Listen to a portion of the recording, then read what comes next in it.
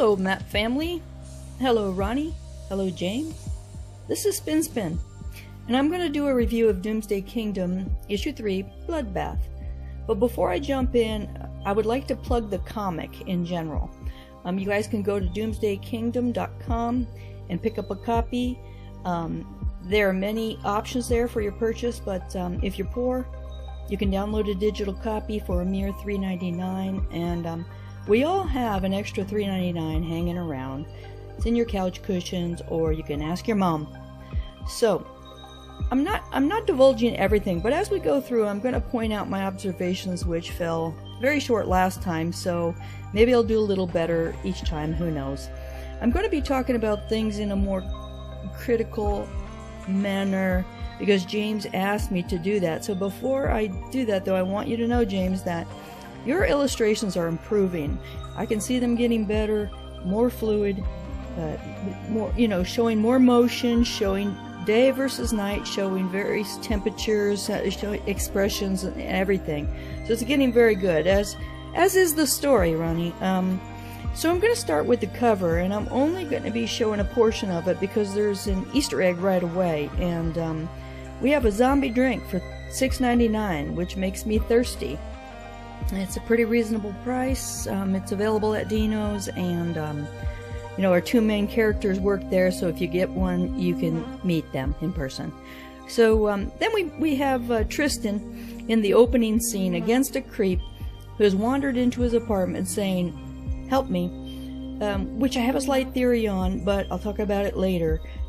First, though, we see Tristan pushing the door shut and the creep pushing the door in, trying to get in, and he's got all of his fingers wrapped around that door right there. And as we push forward, however, there's three fingers flying. No, not to be a bitch, but I think that they should have all flown off, or the first panel could have been slightly differently, drawn so that, it made a tiny bit more sense. But James, bear in mind, I can't do any of this shit, so it's easy for me to say.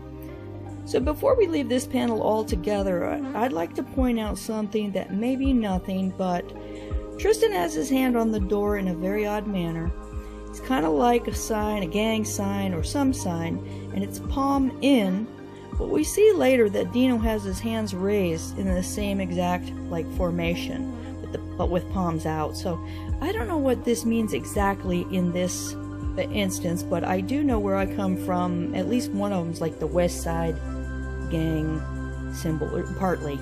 So I don't know, but palm in or palm out or whatever, that may change it, but it's definitely not a coincidence. Anyway, if I jump back to the scene with Tristan and the creep struggling, I'd like to point out that this panel, I wanted to see one hand flat on his chest, especially if he makes the comment, "Your heart's beating out of your chest." Like football straight arm, so that you're grabbing him in one hand, holding the back, and so that we know that, he can feel his heartbeat. And, constructive criticism. Here's where, though, here's something I really love, and I'm calling it the Bloodbath overkill.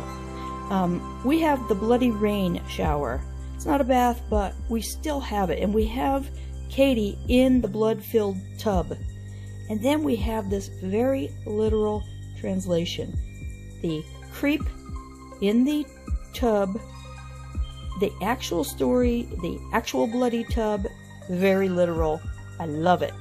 Not to mention the final scene, which we could also qualify as a bloodbath. So that was a bloodbath overkill, and if you did not get this message, then you were sleeping.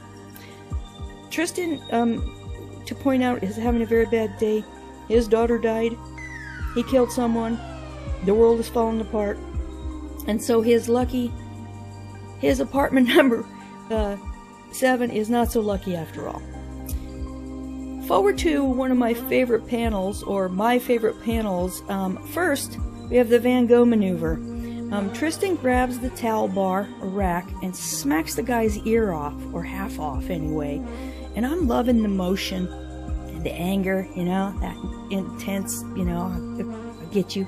And plus I like that I'm calling it the Van Gogh maneuver. Frankly, I think I'm pretty clever. Pat myself on the back right now. Next up is Shy, my guy. And look at this hottie. He looks like he is that suave dude. Yeah, maybe a drug dealer, but you know, he's that handsome bad boy. He's got that handsome bad boy persona or thing going on. And I love the colors, that night ambience, but I love the deep red maroonish color there. And plus, I have a crush on him. So, but I'd be crazy not to love the Bloody Mary the most of all. She's at the bar. We're at the bar. Mary gets sick. Mary transforms. Mary had a little lamb. No. Mary is a creep and also a drink special. This is an intense shot, and the veining in her face and the color in her eyes changing and the blood dripping from everywhere. And I'll tell you, it's so cool that when you fill your computer screen with this, it's outstanding. Great job, James.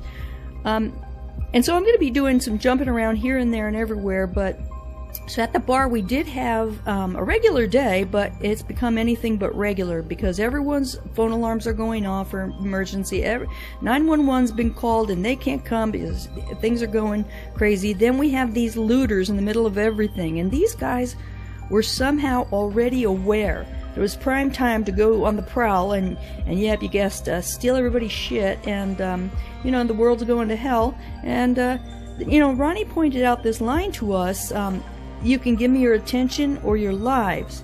And as cool as that is, and I love it, at a total loss as to why they say after, we ain't here for you or your money. And the money is falling out of their bags and everything. So is this sarcasm, and was it lost on me? And I do have a sense of humor. I do. I may be too young, or too old, or too naive. Anyway, so I'm just going to be taking a real quick stab at the silverware foreshadow. See, get it? See how funny I am? Or not? We have Katie grabbing the falling knife, and the fork and the spoon stay on the table. Then we have Mary with the knife, while the other utensils drop. Coincidence? I think not. This is a foreshadow. And just to mention quickly, there are some Easter eggs other than the zombie sign. We had that newscaster again with the map news, and you can see her here in the upper right corner. She is scratching her head, man. She's bewildered. She's in disbelief. She just she's funny. But then we have a very new Easter egg that I get no points for because it's so obvious. We have the Haze Mart, and he's, you know, it has our writer's name accompanied by an acorn, a hazelnut, things going nuts. I don't know. I'm not sure. But then Tristan does make it across town, and he grabs his bar door keys, and this is a very clever way of telling us more about our main character. It may only be a tad, but this is a way that he doesn't have to write this into the chat later, or he doesn't have to explain it to someone later. Now we know. He's 27, he's 6'1", and his last name is Greer. So, for those of you who ask later, we aren't repeating this, so pay attention. Nice. So he gets in, and look at where the arrow was pointing to the pinkish blanket, because I did miss it, and when I first went through, so I had to turn back. Then we see poor Blue Katie chilling in the freezer, and that blue really drives home the point of the cold. But as Tristan saves her, there's that pinkish blanket again to bundle her up with, and I was like, how convenient. And then I was like, shut your trap, it was there the whole time. So that blue tint in the last frame, for anyone, is just to show temperature. That blanket did not change colors. Alright guys, there's a lot more that I don't want to just give away, but you know. But I did mention earlier that I had a theory on the creep saying, help me. So this is that theory, at however weak it may be. I think that the last thing he heard before he turned or was changing or whatever was help me, and I think he heard that from either his wife or his girlfriend or whatever, and it was in his head so that when he walks in there he's saying help me. I think that because we see it again at the bar with Bloody Mary, who repeats what Red said to her, are you okay? And so I think possibly as they become whatever they're becoming, they echo the last thing as they depart into something else. That or I'm full of shit. So there's that. And then one or two other things. Ronnie, I recognize Tristan speaking to that picture on the wall, and I'm thinking Rebel is either his sister or his new girlfriend and not Julie's mom, since the picture showed a very curly, blonde-headed woman. And I'm guessing his wife's already dead from something else.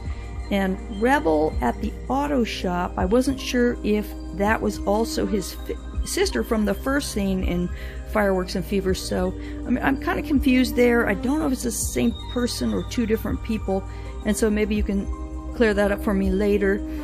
Also, Katie at one point gives a lovely speech of sorts and says something like they're part of this community, and I'm thinking that was a nod to us as the MAP community, MAP family. So thanks for that, and if I'm wrong, F you. No, of course not.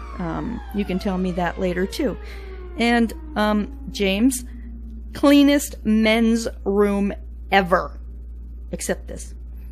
All right, guys. So in closing, Doomsday.com awaits, and you can place your orders. Place them soon, because if you're watching this, well, I've just spoiled a shit ton of it for you, and at some point I can become the spoiling kingdom and look into Ronnie's window with binoculars while he's writing, so I could be a total asshole like those spoiling dead people and ruin it for everyone. Lucky for Ronnie, I live too far away and I'm way too lazy. So hopefully you enjoyed this, and you'll come by next time when we have the release of issue 4, because I plan on reviewing it. And let me know in the comments, good, bad, or ugly, or anything, recommendations, or things I missed. And so be seeing you guys on the next live stream, and I'm gone.